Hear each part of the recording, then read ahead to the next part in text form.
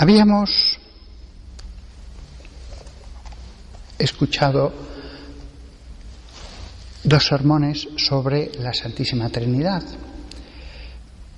Mi plan era en esos dos sermones haber profundizado en dos versículos de la Biblia.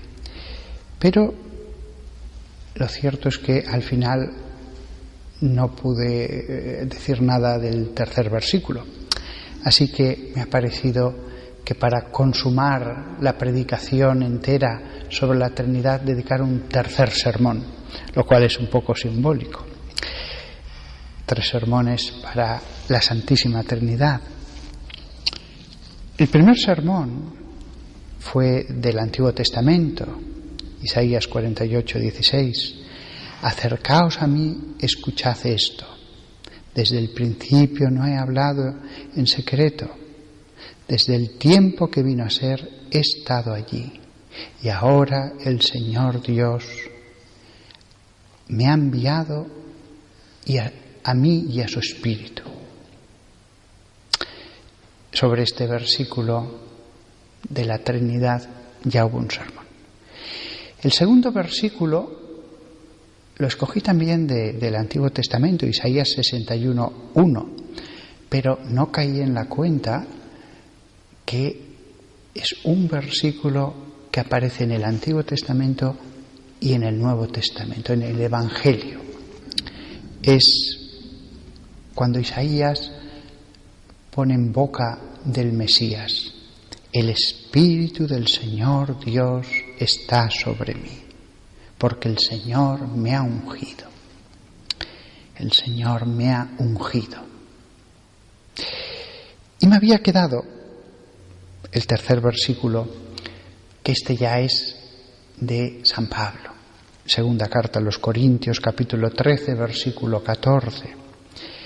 No he querido dejar pasar una predicación como esta sin que resonara en este templo la belleza de un versículo que es el final de la segunda carta a los Corintios.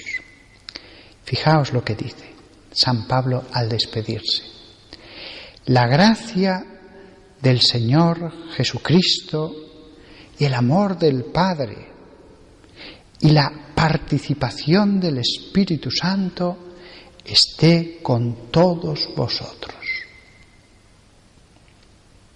Este versículo os sonará porque es la forma más completa en que aparece la Trinidad de todas las bendiciones que da San Pablo en sus cartas. La forma más completa. Más que ninguna otra que aparezca en toda la Biblia. No hay ninguna bendición en que aparezca así, tan nítidamente la Trinidad. Por eso, este versículo fue adoptado desde muy pronto por las liturgias de muchas iglesias orientales.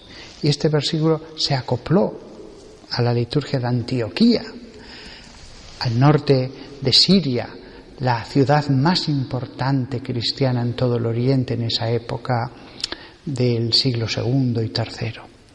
En Cesarea era la gran capital de toda la Palestina, no Jerusalén, curiosamente. Y en Jerusalén también hubo una liturgia de Jerusalén y también en ella se tomó este versículo. Fijaos, vamos a mirarlo con más detenimiento. Lo primero de todo, la gracia del Señor Jesucristo. San Pablo pide la gracia de Jesucristo. Al final, la misa, el rezo del oficio divino en el coro, las oraciones que uno hace, la presencia de Dios, lo que obtiene sobre nosotros es la gracia. Es decir, esa cosa invisible que nos toca el corazón y nos llena de amor de Dios, o nos hace comprender cómo es de grande Dios, o cómo tenemos que tomar también sobre nosotros la cruz de Jesús. La gracia puede ser tan detallista, a veces es general, el amor de Dios, y uno se siente lleno de amor de Dios.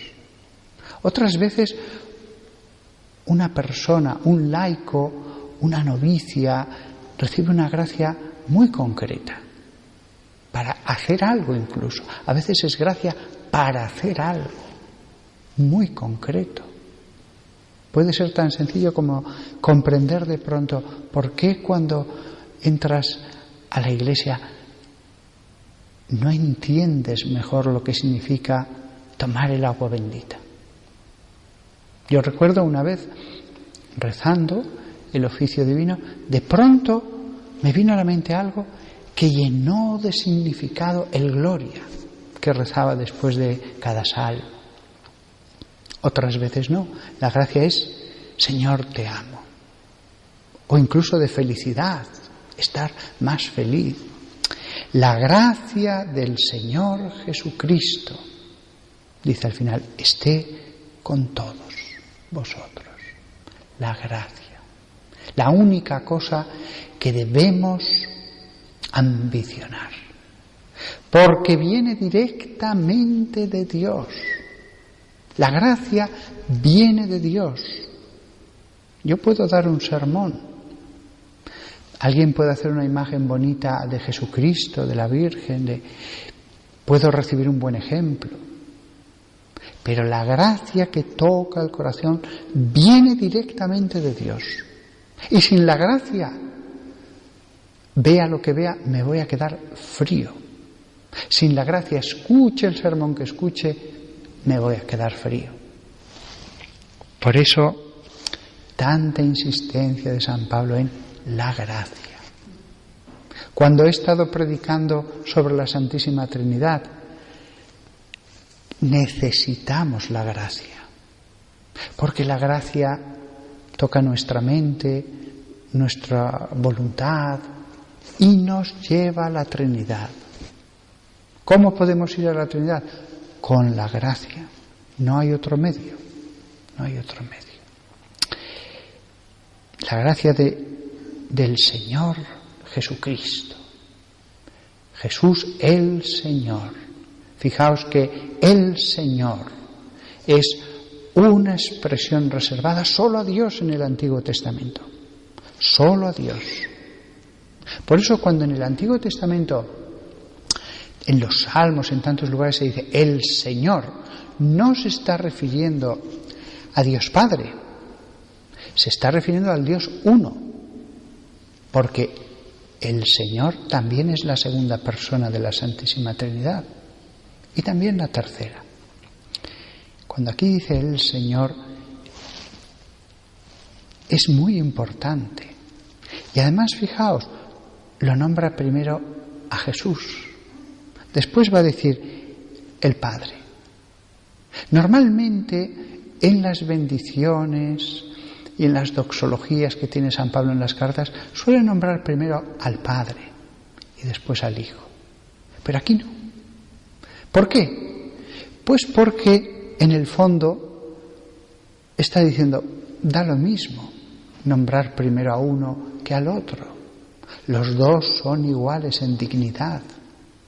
Los dos son iguales en dignidad. Aunque uno proceda del otro, aunque uno haya recibido todo su ser del primero, una vez que ha recibido todo el ser, son iguales en dignidad, en poder, en honor. Por eso lo nombra primero, después de varios lugares donde siempre mencionaba primero al Padre. No es casual. La gracia del Señor Jesucristo y el amor de Dios. Ya expliqué en otros sermones por qué San Pablo sigue llamando a la primera persona Dios.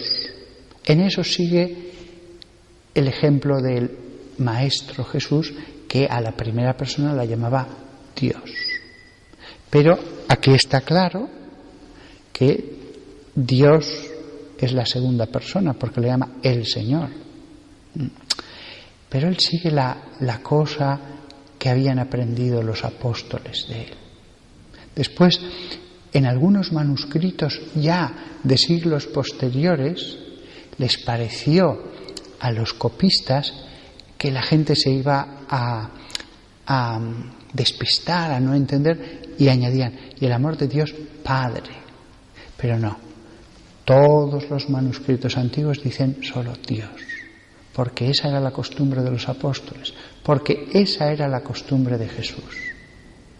Jesús, que llama a la primera persona Dios, pero deja claro San Pablo que es tan Señor el uno como el otro, y que puede nombrar primero en la bendición al Hijo. Normalmente, en los textos litúrgicos, siempre bendecimos primero dirigiéndonos al Padre, para así expresar que uno procede del otro. Pero podríamos mencionar primero al Hijo, y San Pablo lo hace una vez en la carta a los Corintios. La gracia del Señor Jesucristo y el amor de Dios. La gracia y el amor. Eso es lo que pide San Pablo. El amor. Sería terrible que una persona dedicada a la oración, al ayuno, a la mortificación, a estar encerrada en una clausura, a haber renunciado a tener una familia, no estuviera llena de amor. ¿He conocido personas así? Sí, las he conocido. Algo funciona mal. Los cuerpos humanos, por muy perfectos que sean, pueden enfermarse, pueden tener carencias. También los espíritus. El amor. Alguien puede decir, pero yo estoy lleno de amor a Dios, pero después no tratas bien al prójimo. Pues no, porque aquí dice el amor de Dios, en general. Así que la oración para el amor, la oración, el ascetismo, las buenas obras, si no nos llevan a amar al prójimo, si nos llevan a estar pensando mal, a hacer juicios, algo no está funcionando bien, aunque lleguen las gracias, pero no están produciendo fruto. Y el amor de Dios y la participación del Espíritu Santo estén con todos vosotros.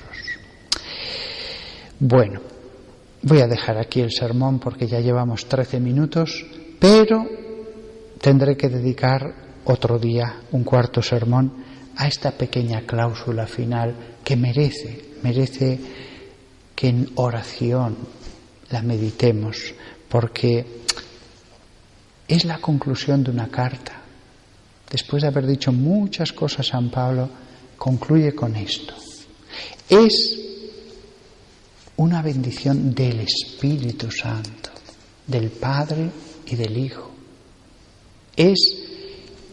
Después de tantas doctrinas dadas en esa carta, todo confluye en este versículo. Así que bien merece ahora no ir con prisa y que otro día pues lo meditemos tranquilamente. Pero para la misa que ahora continúa, ¿qué tenemos que conseguir aquí, en este altar? La gracia y el amor de Dios Padre. Podemos estar todo el rato pidiéndole, Señor, la gracia y el amor de Dios Padre. La gracia y el amor de Dios Padre. Porque de verdad que si como los mendigos al lado del camino, cuando pasaba Jesús, se lo pedimos, lo recibiremos. Las tres personas están deseando darnos amor. Que lo pidamos con todo nuestro corazón.